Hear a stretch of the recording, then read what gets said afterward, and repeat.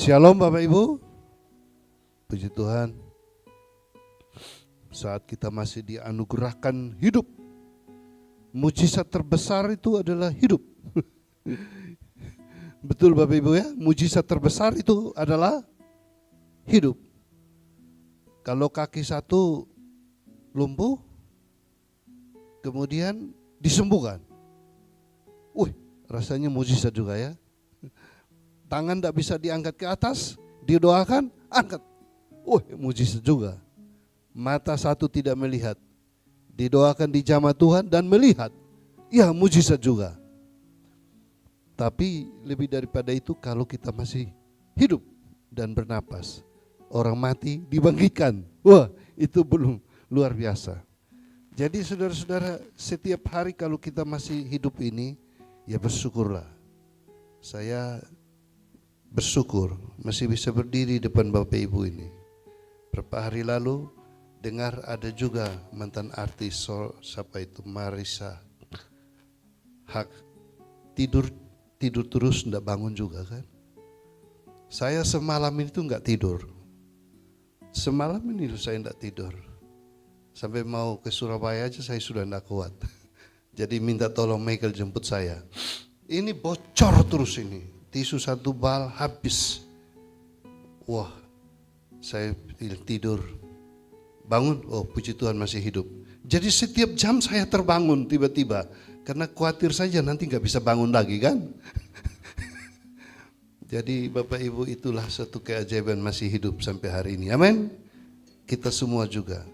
Jadi kalau mau melihat mujizat Tuhan, lihatlah kalau kita masih bernapas.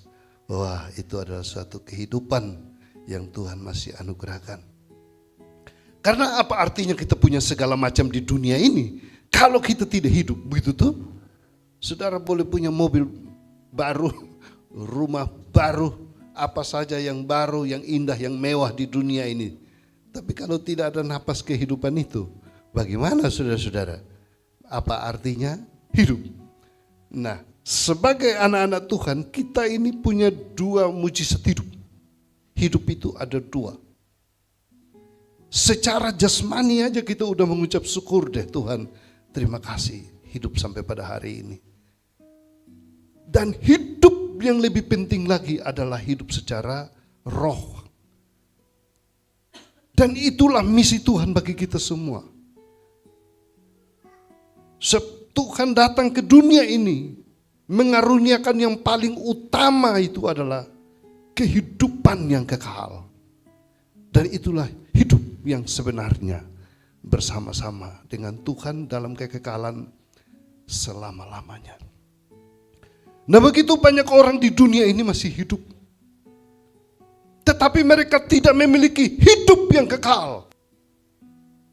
Dan itulah misi Tuhan, aku datang supaya kamu memiliki hidup, mempunyai hidup. Dan barang siapa percaya kepadanya tidak binasa, melainkan beroleh hidup. Hidup apa? Hidup yang kekal itu, saudara-saudara. Jadi yang menjadi perhatian Tuhan yang paling utama adalah hidup kekal kita. Hidup di dunia itu dibatasi, siapapun dia pendeta sekalipun harus mati untuk memiliki hidup yang kekal. Dokter yang ahli seluruh tubuh, kita menguasai spesialisasi di bidang saraf-saraf apapun, mati juga. Siapapun kita mungkin sudah beli semua vitamin di dunia, obat-obat yang paling mahal kita konsumsi, mati juga. Sesehat-sehat apapun kita mengatakan jaga kesehatan, tiba-tiba mati juga kan. Sepinter-pinter apapun kita di dunia, orang pinter menguasai segala macam, toh mati juga. Siapa manusia yang tidak bisa mati itu, saudara-saudara? Semua orang harus mati memang. Tapi itu hidup yang hanya sementara di dunia ini. Tapi hidup kekal itulah yang Tuhan rencangkan kepada kita. Belas kasihan Tuhan bagi kita, karena begitu besar kasih Allah akan dunia, mengerinakan anaknya yang tunggal, itu supaya kita memiliki hidup yang kekal. Nah, saudara-saudara terkasih dalam Tuhan, sebelum pemberitaan hidup kekal itu dimulai, maka selalu diawali oleh persiapan. Dan tampillah Yohanes Pembaptis, ini khotbah seri yang ketiga ya, yaitu mempersiapkan jalan untuk Tuhan. Itu maksudnya Yohanes ini, mari kita sungguh-sungguh persiapan hidup kita ini, baik secara jasmani maupun secara rohani, karena akan datang pribadi yang besar, akan datang misi penyelamatan yang besar bagi dunia ini, akan terwujud rencana Allah yang dahsyat bagi dunia ini, yaitu penyelamatan seluruh umat manusia. Dan itu adalah misi Allah yang terbesar.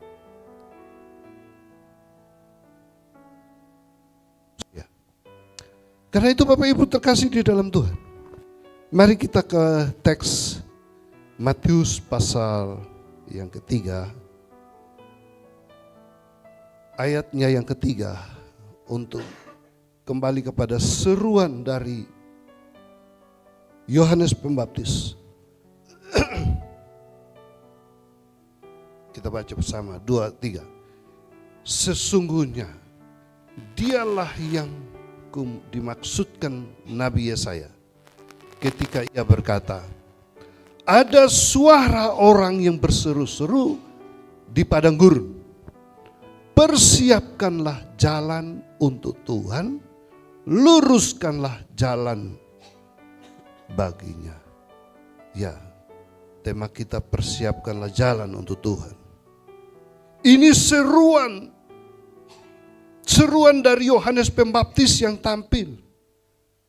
Jadi saya pelajari kira-kira apa sih tujuan Yohanes Pembaptis? Ya, jadi pertanyaan kita,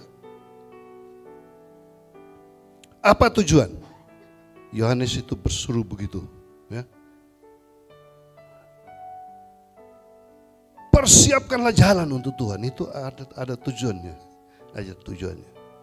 Dan pada waktu Yohanes Pembaptis tampil dan berkhotbah dan menyampaikan semua ini, ya masih tersirat, belum jelas.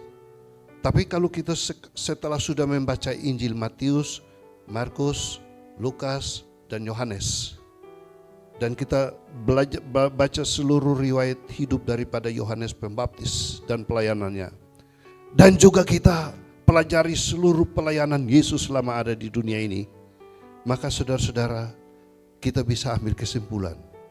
Ada 3 tujuan besar. Tujuan utama Yohanes mengatakan, persiapkanlah jalan untuk Tuhan. Jadi, seruan Yohanes Pembaptis itu memiliki 3 tujuan besar. Ya, kita juga harus tahu ini. Kenapa ada seruan semacam ini? Agar kita juga mau mempersiapkan jalan untuk Tuhan, saudara-saudara. Nah, tujuan besar yang pertama, saudara-saudara, yaitu supaya manusia ini memiliki kualitas hidup yang baik. Kita hidup ini berorientasi kepada diri kita, melihat siapakah diri kita, apa yang sedang kita alami, apa juga yang ingin kita capai dalam hidup ini. Dan kita lebih berorientasi bukan kepada kualitas, saudara-saudara, tapi kuantitas, betul ya? Semua orang cenderung kalau ditanya mau uangnya berapa, nah, dia mau sebut uangnya, jumlahnya kan 1 miliar, 2M dan seterusnya. Mau punya anak berapa? Nah ini dia. Oh sekian. Mau punya rumah berapa? Pokoknya keinginan manusia lebih berorientasi kepada jumlah, kuantitas daripada kualitas. Betul ya? Kita ingin memiliki sebanyak-banyaknya kalau bisa. Begitu. Walaupun tidak tercapai, tapi kecenderungan kita, fokus hidup kita adalah kuantitas bukan kualitas. Nah, berakibat akhirnya hidup kita bisa dalam dua sisi ini, saudara-saudara. Coba kita lihat gambar-gambar tadi itu. Bisa sukses mewujudkan itu semua yang diinginkan, dan ada sukacita, woi, keluarga bangga bercerita, saya punya anak sekian, menantu, cucu, wah kita bangga. Wah kita semua kita capai. Tapi ada juga yang gagal untuk mewujudkan itu. Dan kalau gagal, apa yang terjadi? Beban hidup itu rasanya berat banget. Kayak orang itu lagi pikul batu itu. Cari kerjaan itu pikul batu. Itu hanya gambaran saja ya. Atau sudah tidak ada solusi untuk mendapatkan apapun juga dalam hidup ini. Merasa dia gagal dan berkali-kali gagal. Dan akhirnya menjadi stres berat. Nah, seperti gambar itu. Ini sudah miring ini, saudara. Ini sudah hang ini. Ini sudah kacau ini. Ini istilah psikologis namanya jiwa yang terpecah-pecah. Mimpi terlalu tinggi, tapi tidak bisa terwujud. Menyalahkan diri sendiri, menyalahkan semua orang. Lah kalau sudah tiba pada kondisi seperti ini, yaitu seperti minggu lalu saya kunjungi satu panti rehabilitasi di Kebraon. Ayah, orangnya lihat saya senyum-senyum saja. Dari sampai hari ini saya masih ingat senyuman orang itu. Seorang bapak hitam manis, orang Ambon kayaknya. Nah, tapi yang lain, ya, diceritakan bahwa ada pembimbing rohaninya tuh lagi duduk santai-santai baca Alkitab begini. Tahu-tahu dari belakang ini ambil kursi dipukul di pembimbing rohani. Puak! Loh, ini orang sudah hang semua, saudara-saudara. Jadi bermacam-macam hidup di dunia ini. Orang tidak mencapai sesuatu, dia bisa stres. Beban hidup semakin berat, saudara-saudara. Tapi di sisi lain ada pemulihan, ada sukacita, ada damai sejahtera. Dan dua sisi hidup ini bisa datang kepada diri kita. Kalau jemaat Torsina pagi ini pada sisi yang mana nih kira-kira ya? Ada yang pikul batu 1, ada yang batu 2, batu 3. Ringan-ringan saja, gak apa-apa, haleluya. Tapi ada yang sudah mulai hang-hang sedikit. Ada duit juga ngamuk. Sudah kasih makan juga masih marah-marah. Nah ini tanda-tanda bawa ke panti rehab saja, saudara-saudara. Atau memang pagi ini kita semua seharusnya ada sukacita besar. Mana gambarnya muncul biar kita lihat. Nah, kita bawa keluarga kita ke rumah Tuhan dengan sukacita. Kita datang kepada Tuhan pagi, siang, dan malam, membawa semuanya. Karena seperti Tuhan juga mendekati kita dan mengajak kita kan. Marilah kepadaku, hai kamu yang letih lesu dan bertanggungan berat. Aku memberikan kelegaan. Jadi Tuhan juga sudah tahu kita semua ini. Yang punya masalah demi masalah. Kadang kita mampu, kadang kita tidak mampu, kadang kita lemah. Jadi saudara-saudara, ini Yohanes Pembaptis mengatakan kalau kita persiapkan jalan untuk Tuhan, maka di sanalah kita akan memiliki kualitas hidup yang lebih baik. Yang dicari kualitas hidup, bukan kuantitas. Nah, bagaimana kita memiliki kualitas hidup, saudara-saudara? Kita lanjut. Kualitas hidup itu kita peroleh, dihasilkan saudara-saudara, buah sesuai dengan pertobatan. Kalau kita mau mendengar suara Tuhan, marilah kepadaku, hai kamu yang letih lesu. Jadi Yohanes melihat bahwa jawaban kita itu untuk semua masalah-masalah kehidupan yang tadi itu, jawabannya hanya ada di dalam Tuhan Yesus. Karena itu persiapkanlah jalan untuk Tuhan. Kalau kita menerima kehadirannya saudara-saudara, maka masalah-masalah kita Tuhan tolong memanage bagi kita, mengangkat beban, mengangkat pergumulan, mengangkat masalah kita. Kita tidak mampu seorang diri untuk memanage diri kita sendiri. Ya, Bapak Ibu, tidak mungkin. Tidak mungkin. Saya sedang berpikir terhadap kembali gambar orang-orang Heng itu. Di hati saya coba baca data di seluruh Indonesia. Dari kita sekarang penduduk Indonesia 270 juta mungkin ya. Sekitar itu kurang lebih. Itu ada 150.000 sedikit ya, orang Heng yang ada di rumah sakit jiwa, panti rehab. Dan survei saya untuk panti rehab yang punya Kristen di Bandung, di Jawa Tengah, di Jawa Timur, full semua. Nah kalau tempat kos sudah full, kita bikin kos baru lagi kan? Boleh tuh. Nah, jadi saya sedang berpikir apakah perlu itu mendoakannya. Jadi saya sedang survei ini panti-panti rehab untuk belajar. Kasihan nih orang-orang Heng. Tapi saya dapat jawaban di salah satu panti rehab. Pak, kita layani orang-orang ini tidak mungkin sembuh. Hah? Kenapa nggak sembuh? Buktinya kami nih loh, mereka di sini sudah 10 tahun. Belasan tahun. Tuh tetap begini aja. Lah, terus dia diam tenang, anteng duduknya. Kalau dikasih minum, obat. Kalau enggak, Heng lagi. Ya Tuhan, kasihan juga ya. Apakah manusia-manusia begini punya kualitas hidup enggak menurut Bapak Ibu? Ya, mereka ada, tapi hidupnya tidak berkualitas. Maka beban-beban hidup semakin berat menindih kehidupan kita. Persoalan-persoalan rumit semakin datang mengancam jiwa kita di dunia ini. Dan di tengah keadaan dunia yang sedang kacau balau ini. Nah, ini mulai ada perang. Bersyukur kita di Indonesia tidak perang lah. Berdoa supaya jangan kita perang lah. Wah kalau perang bagaimana kita mau lari ke sana stres.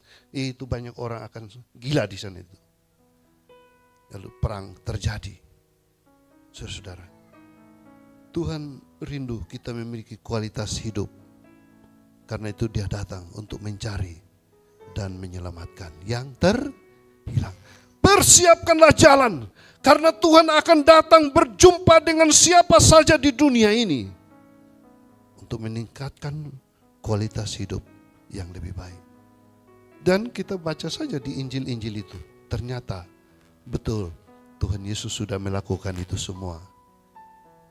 Dia layani orang gila, betul tuh? Pinggir jalan dilayani Tuhan, orang gila itu. Layani. Orang-orang stres, dia layani. Orang-orang yang merasa diri hina, disingkirkan masyarakat.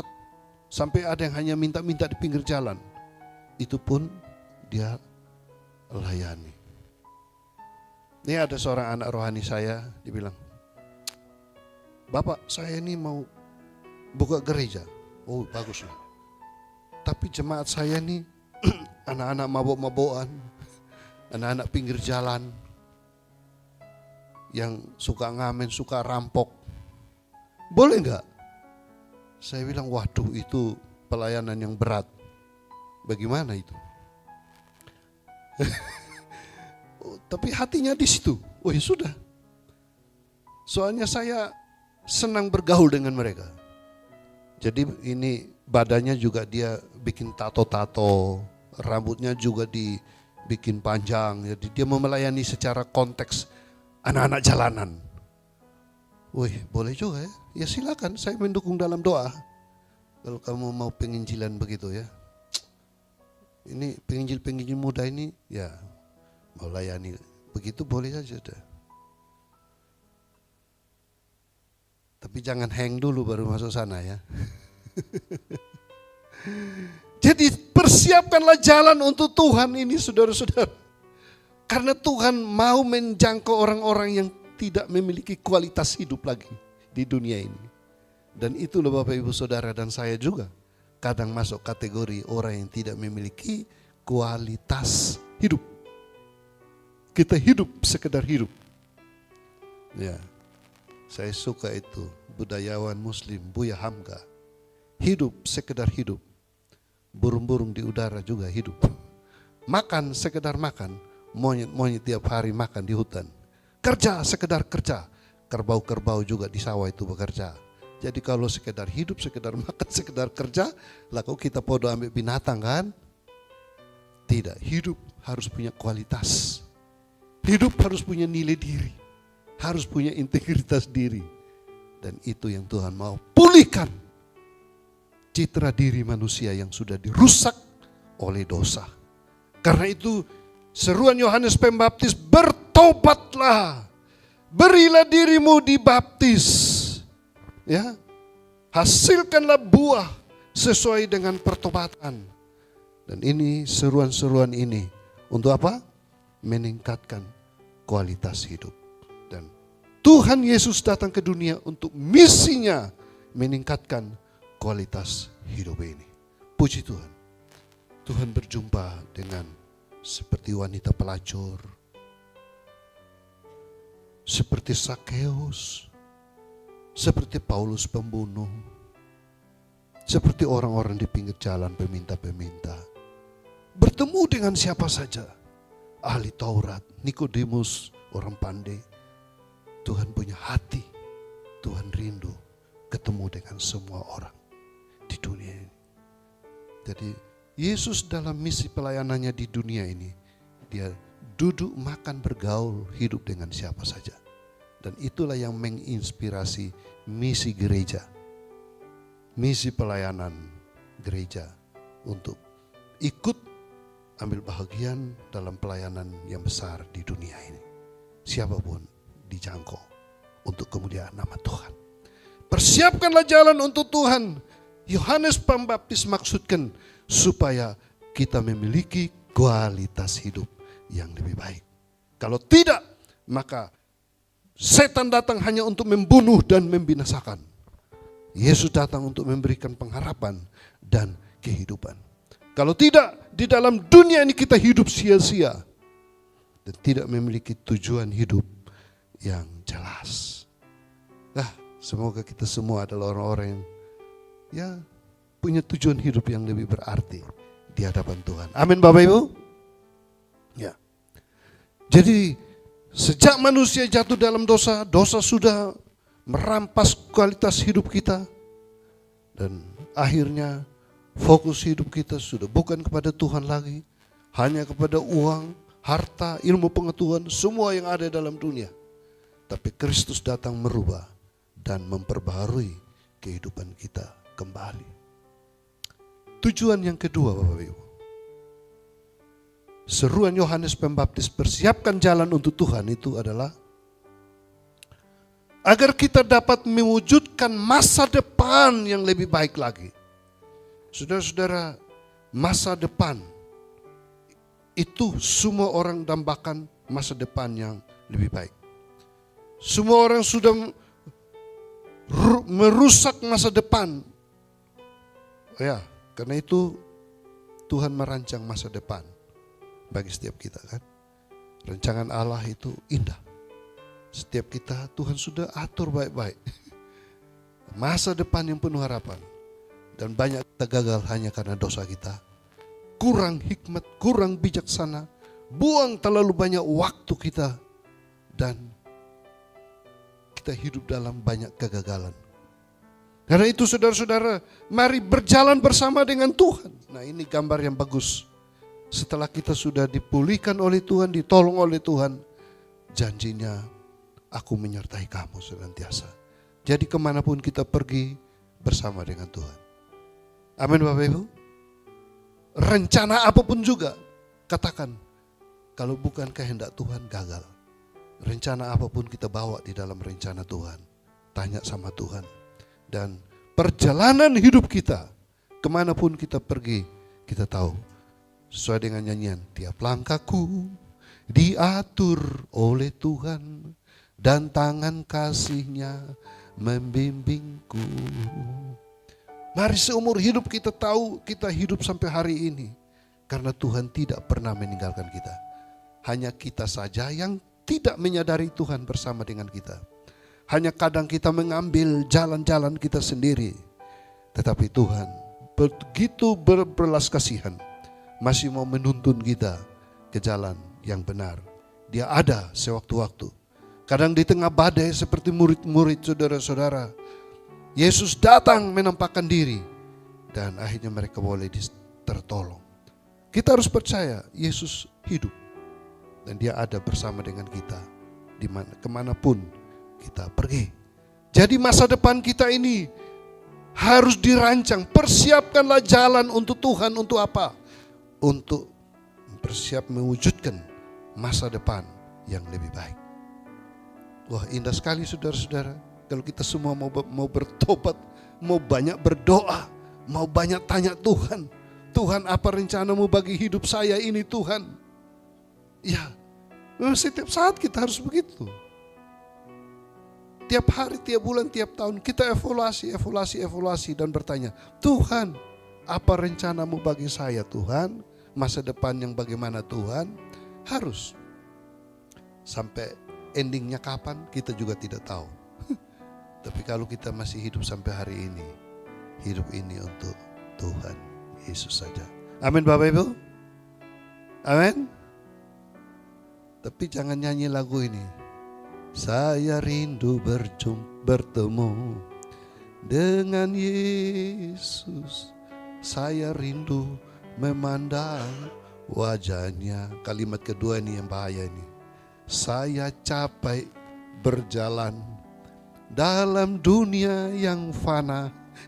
Saya rindu berjumpa dengan dia. Wah saudara, saya sampai hari ini masih berpikir kritis terhadap lagu ini. Lah kalau Tuhan dengar kamu ucap itu kemudian, lah kamu sudah capek. Nah ayo pulang. Siapa apa tidak saudara? Jadi saya dulu suka nyanyi lagu itu, sekarang gak mau lagi. Gak berani nyanyi itu. Saya capek berjalan, pimpin jemaat Torsina. Ayo pulang. Ya kan kalau ada keluhan Tuhan bilang apa? Saya capek berjalan, pimpin keluarga saya di dunia ini. Ayo pulang.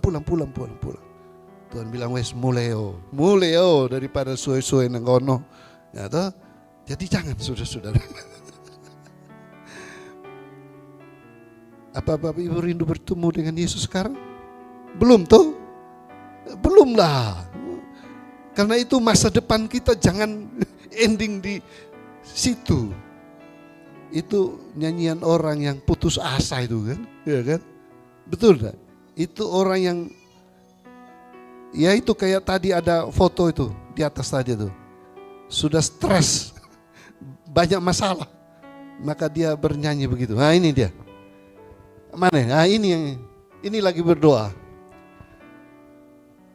Ini bebanku berat ini, berat beban ini. Nah ini dia. Saya rindu berjumpa dengan Yesus. Udah lebih baik cepat pulang, udah banyak masalah ini. Nggak punya uang, utangnya banyak. Aduh tambah parah ini. Nah saudara-saudara. Jadi kalau kita bicara masa depan, harusnya dengan sukacita, harus dengan penuh antusias, harus dengan penuh optimisme, harus dengan penuh keyakinan, iman bersama dengan Tuhan. Amin. Ya, jangan bicara masa depan yang menakutkan, masa depan yang menggelisahkan. Kasih gambaran-gambaran, waduh enggak bisa, tidak mungkin, ini susah, itu susah, ini susah, itu susah. Semua masalah. Waduh, saudara kalau melihat masalah begitu banyak, itu sudah tidak ada masa depan. Ini orang akan mengatakan, aku stop sudah, lebih baik aku mati sekarang. Saya lupa di mana saya pernah lewat itu, ada seorang ibu yang tarik rambut jambak begini, matilah aku. Ketika ada anaknya dua berantem saudara-saudara, anak kecil-kecil. Saya pas lewat itu, saya sudah lupa peristiwa itu lama. Ibunya narik rambut, mati saja aku ini, mati saja. Ya ampun, sudah berat masalah hidup. Bicara masa depan, Yesus datang pasti ada masa depan. Karena itu persiapkanlah jalan untuk Tuhan. Setiap kita menerima Yesus, pasti ada masa depan. Haleluya. Jadi Bapak Ibu, ini tugas iman kita. Tugas kita loh sebagai anak-anak Tuhan yang sudah mengalami mujizat pertolongan kasih Tuhan. Mari kita berjumpa dengan banyak orang yang lagi putus asa, berbeban berat di tengah dunia ini. Ya, lingkungan kita, masyarakat, banyak orang di sekitar kita hidupnya penuh masalah. Ya bukannya kita anak Tuhan tidak ada masalah, kita juga ada masalah. Tapi kita hadapi dengan segala perkara dapat kau tanggung di dalam Tuhan yang memberi kekuatan kepadaku. Amin. Ajaklah mereka yang lagi tertekan dalam banyak-banyak masalah kehidupan di dunia ini.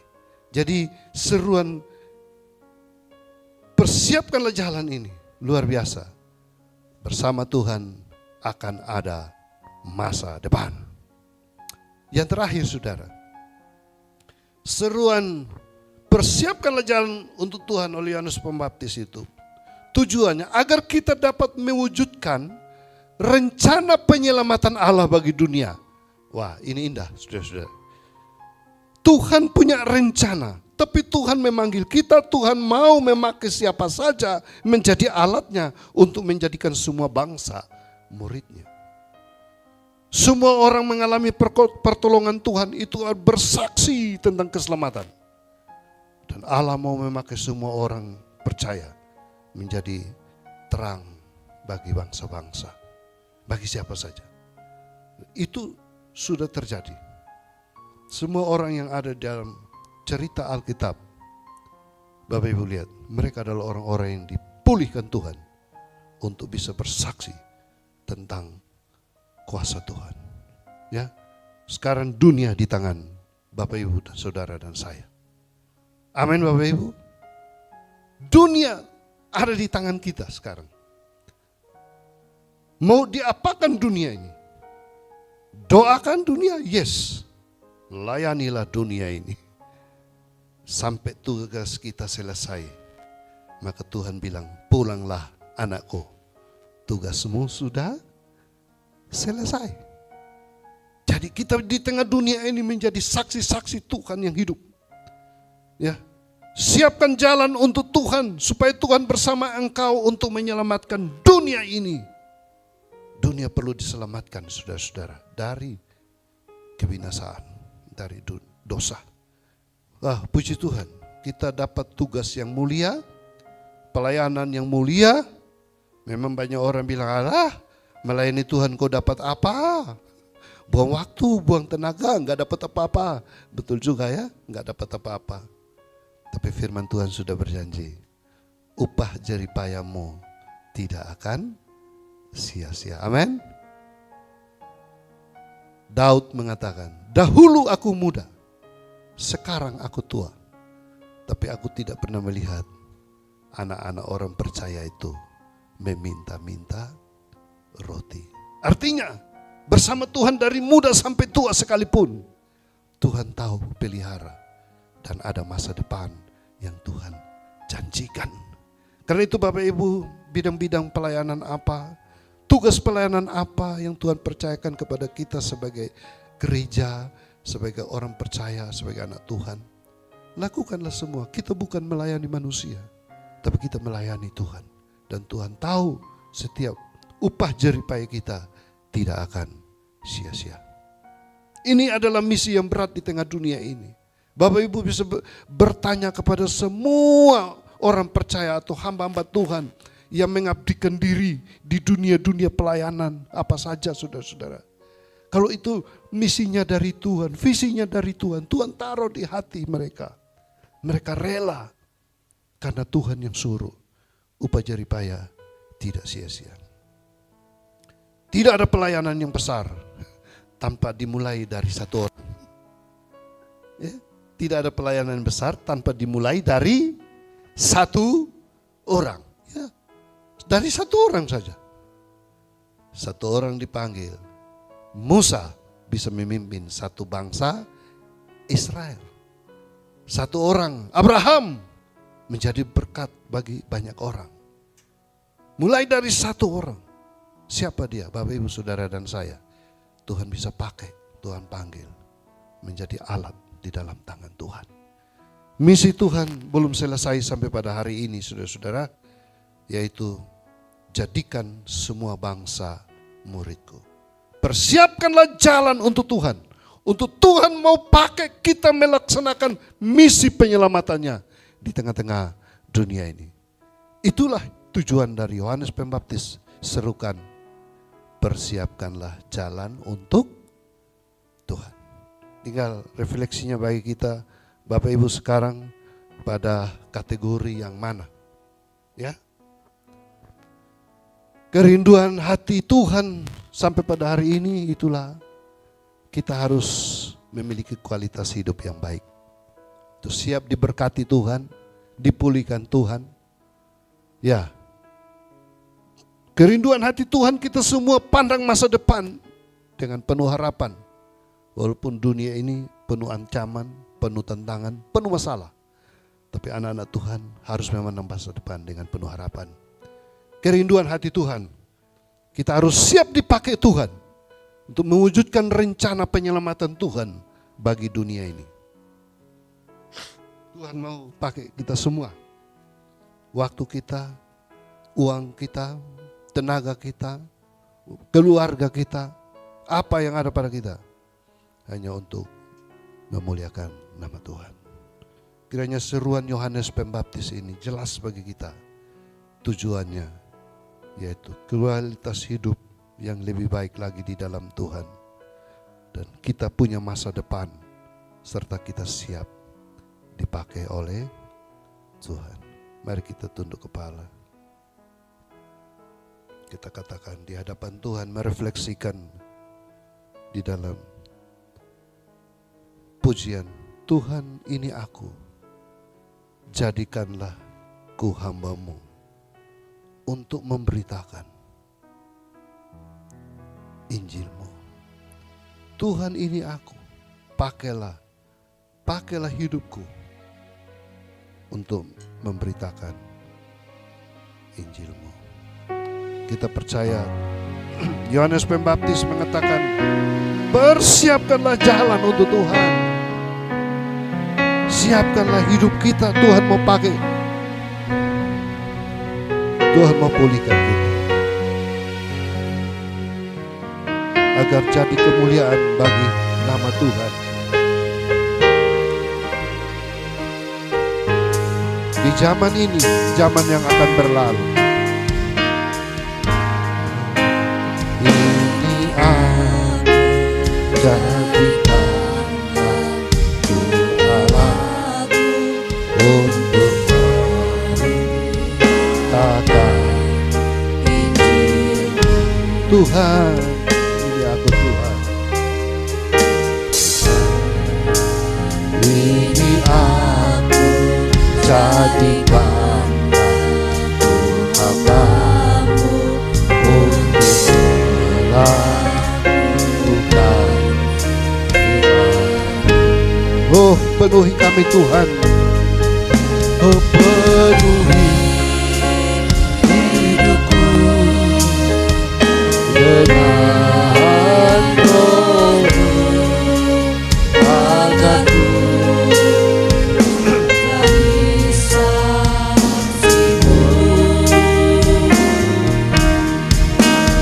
Pakailah hidupku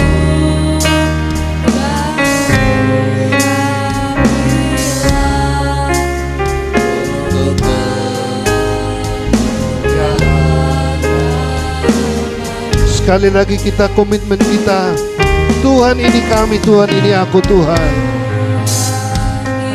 Aku jadikanlah ku alatmu untuk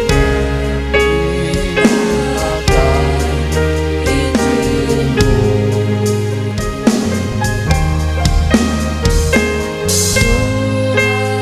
Ini aku jadikanlah ku alatmu untuk